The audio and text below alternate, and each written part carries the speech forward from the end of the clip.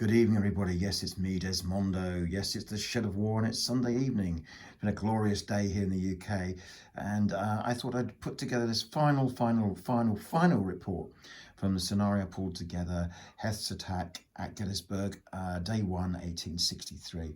Now, the reason for this, the game being put on suddenly again, I should point out, I'd put it all away. Everything had been packed away, all the figures, all the labels, everything. And but young Sydney Roundwood expressed some interest in joining us, and I think many of you will know Sydney from the Toofatlardies. I really couldn't turn him down because he seemed rather keen to play something rather different rather than ships or samurai, and try some American Civil War. And what a fantastic day we had.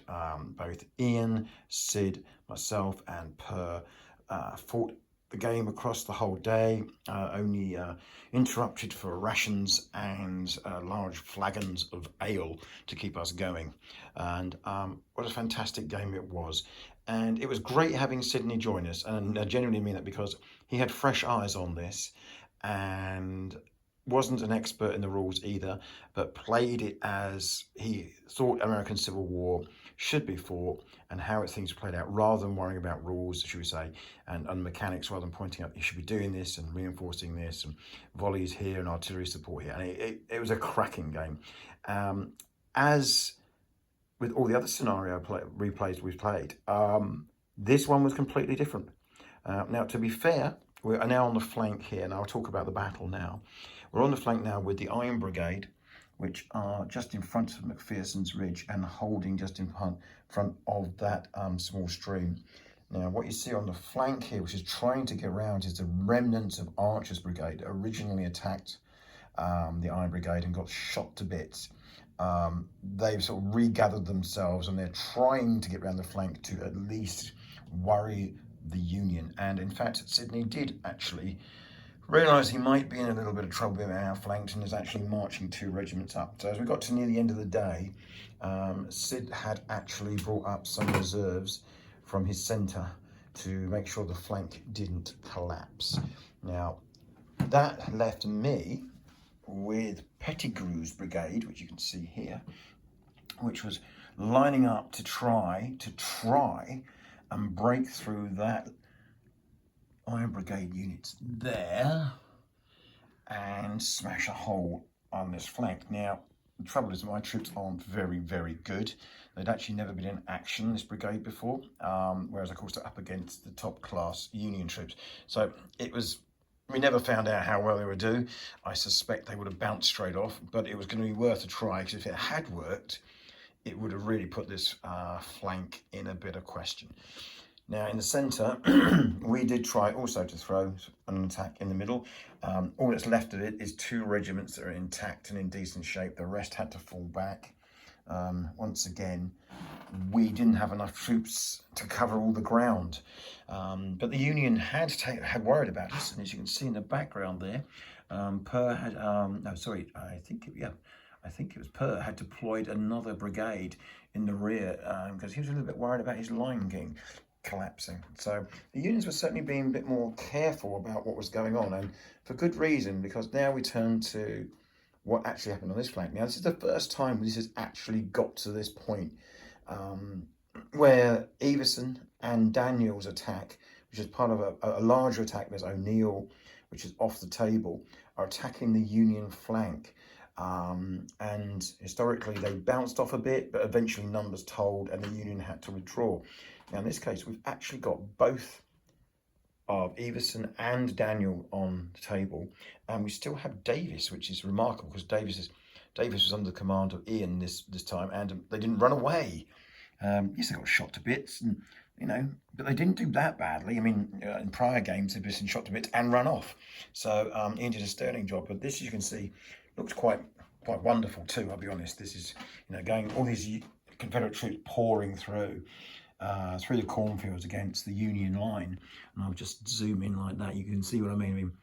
We joke about what war games should look like, but that's a sort of image for me that sums up what big battle war gaming is all about. And as I said, I'm very lucky to have this collection to play with, and the friends also to play the big battles with. But yes, this was going to be it. And it's such a shame we ran out of time. And I'm so tempted not to actually take this down and try and finish it. Well, I don't think logistically I'm going to do it. I have so many things I have to do this week. And then next week I'm off to Waterloo with the guys, and we're going to spend a couple of days there. So that's basically the next 2 weeks are going to be wrapped up. But it's such a shame because we have part of, I believe this one is, let's make sure we check it who it is.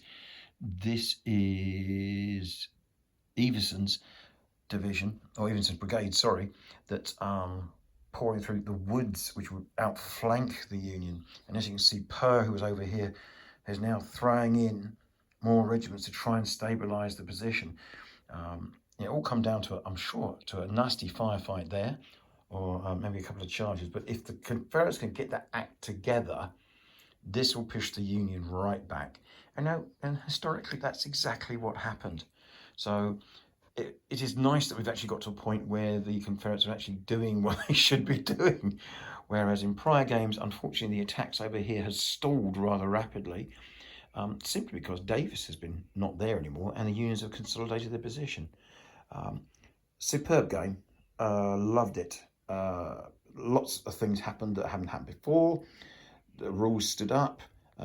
We are definitely going to be making some more changes to our house rules for the game. And unfortunately, I think we're going to be moving more and more away from the core of Pickett's charge. However, I've got to say, as a gaming system, it has been superb for us playing these games. We just naturally tweak rules. We naturally change things. We naturally see things that we don't like within rule sets, and I think every war game is the same. They can't help but tweak and change. But you know, Dave Brown should be commended for a cracking set of rules, which has again delivered. Plus, with all the amendments we've done, but it's still the reason why the rules work. Sorry, why these games work is because Pickett's charge is such a solid, straightforward set of rules. So yes, this may well be it. In fact, I must guarantee this is probably definitely going to be it. Because I would like to keep the game up, but as I say, I don't think it's possible. What I'm thinking about is actually just taking down 3 of the tables and leaving just this bit up, and playing just a little bit more, and see if the attack went in, and just muck around and do some other American Civil War games. It just seems such a shame to put it all away again, but I think that's going to be it. So, as I mentioned, we're off to Waterloo next week, 3 days. We're going to visit the Military Museum in Brussels, and then we're going to be checking in at our Airbnb, which is right next to the battlefield. And we will be trying to put together a Shed of War on tour video.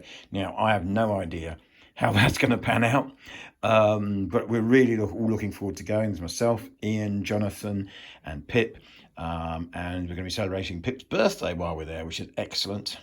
And yes, it'd be nice to be able to get some videos and try and get my act together and actually learn how to edit and put some of them together. Now, I know many of you have been to Waterloo, and we'll try and do something a little bit different than just the here's the mound, here's this, here's that. We're going to try and do something a bit more interesting. And certainly our plans are to do a lot of walking, especially down towards the area where the Dutch were and where the Prussian attack went in through Plancenoit. So yeah, if you're interested in Napoleonics at all, or just generally in the Battle of Waterloo, please look out for the video sometime next week. And I hope you will subscribe. The more subscribers, please pass it on to your friends to ask to watch these videos. There's a whole library now. And once I get over a certain level, then more and more people can see these videos, which obviously helps me and inspires me to do more and think about how I can do these things better and better and better. So hopefully inspire you all to try and fight bigger games, and look at lots of different scenarios, pardon me. So anyway, thank you again for all listening and looking at the stuff. These have been all a fantastic set of games, and I'll just leave you with a shot of the actual battle over the cornfield out here, and all those splendid 28mm figures trying to shoot the Watsits out of each other. Have a great week, everybody, whatever you're doing. And as I say, if you can subscribe, please do. If you know people who'd be interested in this and you think they would like to also subscribe and see the other videos, please pass it on. Thanks very much indeed, everyone. Bye-bye.